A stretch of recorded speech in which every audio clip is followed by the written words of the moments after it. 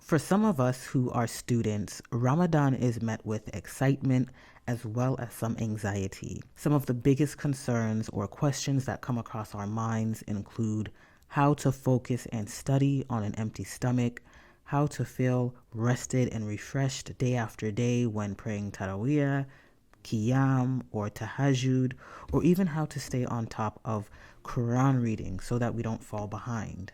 In addition, many of us aren't just students. Some of us have work-study jobs in addition to school. Some of us have full-time jobs or are business owners.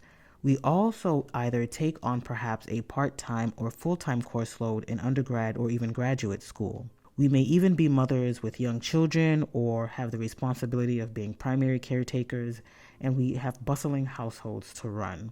So, we're busy. All that being said, there may be a few ways we can approach Ramadan while in school that will allow us to make the most of the blessed month and also stay on top of our school responsibilities. So let's get into it. Bismillah. First thing first, try to build your schedule around salat and fasting.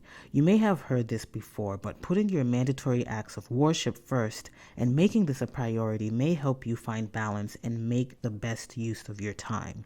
Research also indicates that there are a few key study times that are good for students because they are optimal for concentration and focus. They include the hours between 4 and 5 a.m., 10 a.m. and 2 p.m., and 4 p.m. and 9 p.m. If you don't have work or classes around these times, then I advise you to consider this.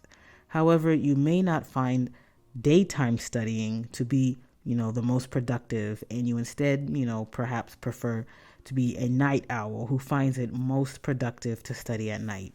Every student is different, so do your best to ease yourself into a routine that will be most productive during Ramadan, InshaAllah.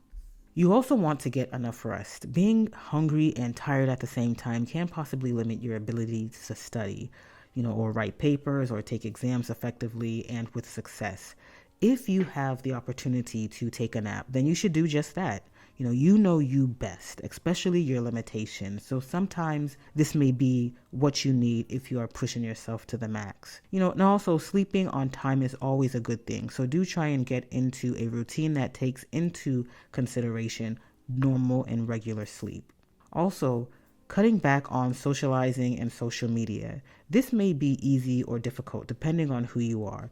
Be mindful that this month will come and go very quickly. There are times in our lives when we need to shift priority, and that can mean redirecting the time we spend watching television or hanging out too much, and placing it back into Qur'an or reading Qur'an and the acts of ibadah or worship. Now, I'm not advocating for, staunch isolation and becoming an introvert. No, not at all. I would simply recommend you make the best use of your time, especially with a study and work schedule. Perhaps you, would like to meet with family and friends over the weekend with, at large family gatherings, or, just to enjoy iftar together. In my second Ramadan reminder video, I also discussed, letting your professors know, should you wish, that you are fasting in the event that you need to break your fast during lecture or an exam. Be sure to watch this video for these tips that should hopefully provide you with some insight and some help, inshallah. I also discussed eating a balanced suhoor in my third Ramadan reminder video.